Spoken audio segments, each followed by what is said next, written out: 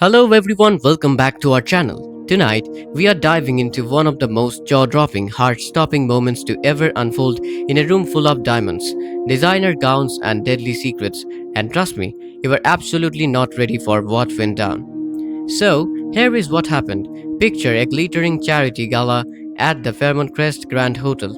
Chandeliers blazing, guests dressed it to the nines, everyone playing their carefully rehearsed social games. And right in the middle of all that polished perfection, Thomas decided to blow the entire evening apart. In front of everyone, in the most public and dramatic way imaginable, he dropped to one knee and proposed to Kat. No warning, no private moment, no quiet conversation leading up to it. Just a ring, a crowded ballroom, and a question that shook every person in that room to their core. And Kat, she did not cry. She did not say yes. She looked that man dead in the eyes and told him, in front of every single person watching, exactly what she thought of his grand gesture and what she said. It cut deeper than any simple rejection ever could. Let's see the scene properly, because this moment deserves every single detail unpacked and laid out. The Fairmont Crest Grand Hotel is not just any venue. It is the kind of place where old money shakes hands with new ambition, where every smile hides a calculation and every conversation carries an agenda underneath it. The ballroom shimmered under golden chandeliers, the kind of warm, dramatic light that makes everything look both beautiful and dangerous all at once. This was supposed to be just another high society charity gala. Supposed to be, but if you know anything about Fairmont Crest, you already know that nothing ever stays simple for long. Kat was there in a sleek midnight blue gown, the absolute picture of composure on the outside, but her mind was somewhere completely different. She had been carrying so much. Anita's worsening condition had been weighing heavily on her. Bill's emotional distance had been quietly suffocating her. And then there was Thomas. Unpredictable, intense Thomas, the kind of man who makes the air feel different the moment he walks into a room. And tonight, he had been watching her from across the room, waiting. I can't even fully explain how unsettling that must have felt. To be at a party, trying to hold yourself together, and to feel someone's eyes locked onto you from across the crowd. Not casually, not accidentally, but with a deliberately focused intensity, like he had already made a decision and she was the center of it. That kind of attention is not romantic when you don't know what's coming. It's unnerving. And Thomas, he was a man completely on a mission. He stood there adjusting his cufflinks, and that little detail is so telling. Because it means he was nervous, he was preparing himself, he was trying to hold himself together, and his eyes never left her. There was a storm behind his gaze. Something reckless and determined rolled into one. A voice beside him asked if he was really going to go through with this, and Thomas didn't even flinch or look away. I have to, he said simply. Then, when pushed farther, or want to, he exhaled slowly and said, same thing. That exchange right there tells you everything about where his head was. He had completely collapsed, want and need, into a single overwhelming feeling, which is honestly one of the most dangerous emotional places a person can find themselves in. Then their eyes locked across that room, and the entire vibe shifted in an instant. Kat felt it, that familiar pull. Imagine standing in a crowded, glittering ballroom, and suddenly the music fades, the chatter dissolves, and all you can see is one person walking toward you with quite controlled purpose.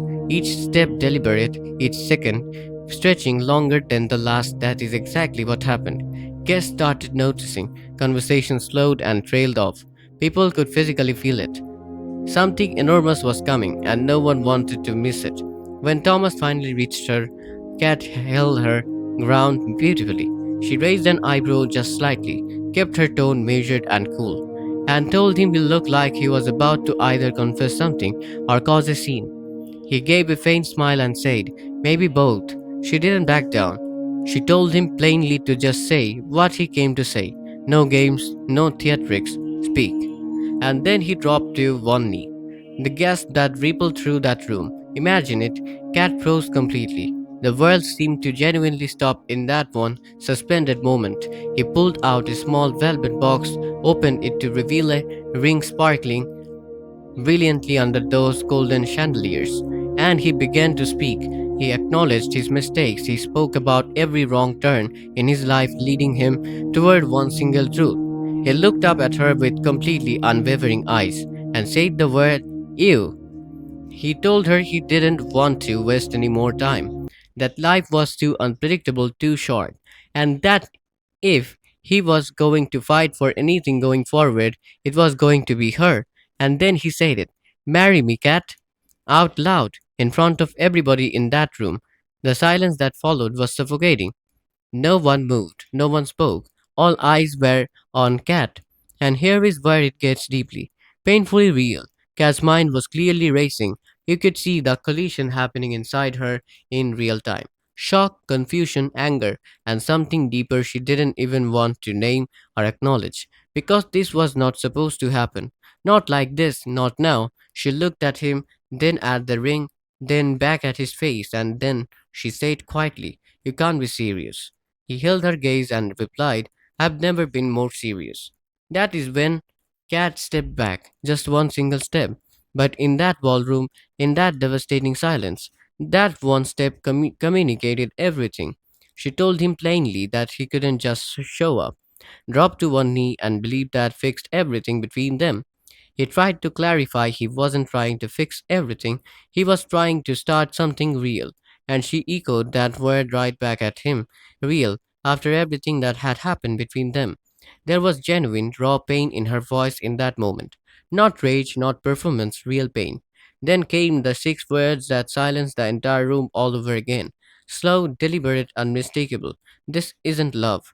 It's desperation, Thomas." A collective gasp swept through the ballroom, and she wasn't finished. She told him he didn't love her. He was afraid, afraid of losing control, afraid of being alone, afraid of facing everything he had done and everything he had become. He pushed back and said it wasn't true, but even his own voice had lost the certainty it carried just moments before. And Kat caught that shift immediately. She simply asked, "Isn't it?" And he had no answer, none at all. She softened just slightly, only slightly, and delivered the final statement with a kind of heartbreaking gentleness that was somehow worse than anger. She told him she would not be his escape.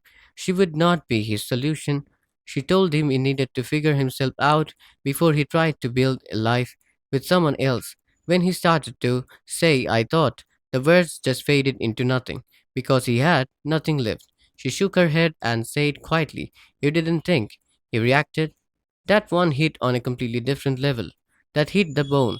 Without another word, Kat turned and walked away, her heels echoing deliberately across that silent ballroom. The crowd parted for her, and Thomas stood alone in the center of it all, humiliated, exposed, and for the first time unsure. Later that night, Thomas stood outside the hotel alone, the cool night air hitting his face as he tried to process every second of what had just happened. Cat's words looping through his mind on repeat. He clenched his jaw and asked himself the question he hadn't been brave enough to ask before.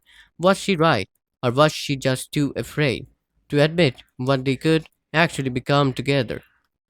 And Kat, she stood on her balcony, staring quietly out into the city, lights below. She looked strong, certain, but inside, the storm hadn't settled at all, because despite everything she said, a part of her still wondered, what if she said yes? And that question might come back to haunt her. What makes this moment so seismically significant is not simply the rejection itself. It is what the entire encounter reveals about both of these people at their core.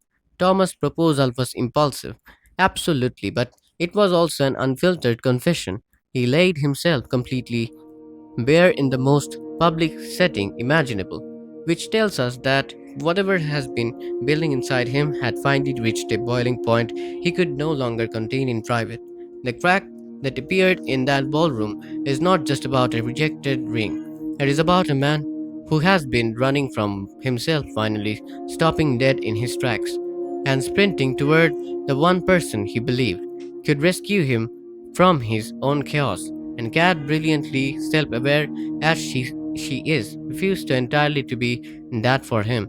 She named that what he could not name himself, which is one of the most powerful things one human being can do for another, even when it hurts. But here is the critical thing to understand.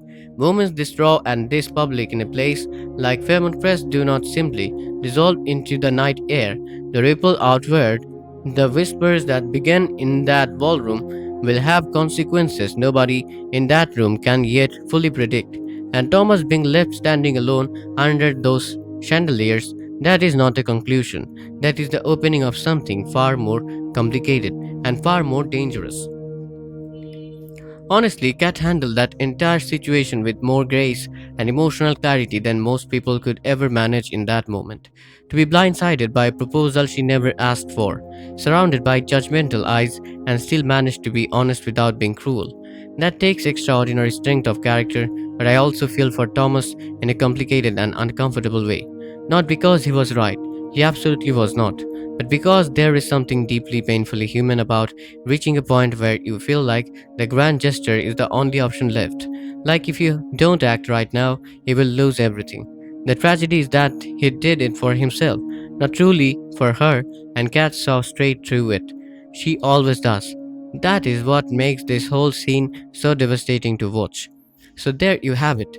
One of the most unforgettable gut wrenching moments to ever shake the walls of the Fairmont Crest Grand Hotel. A man on his knee with everything to lose, a woman with the courage and clarity to say no, and the question that neither of them has truly finished answering.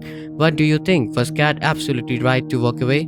Or did she close the door on something that could have been real? And do you believe Thomas can come back from a moment like this? Or is this the crack that ultimately breaks him? Drop your thoughts in the comments below because I genuinely want to know where you stand on this. If you enjoyed this breakdown, please hit that like button and subscribe so you never miss a single moment of the drama unfolding in Fairmont Crest. We will see you in the next one.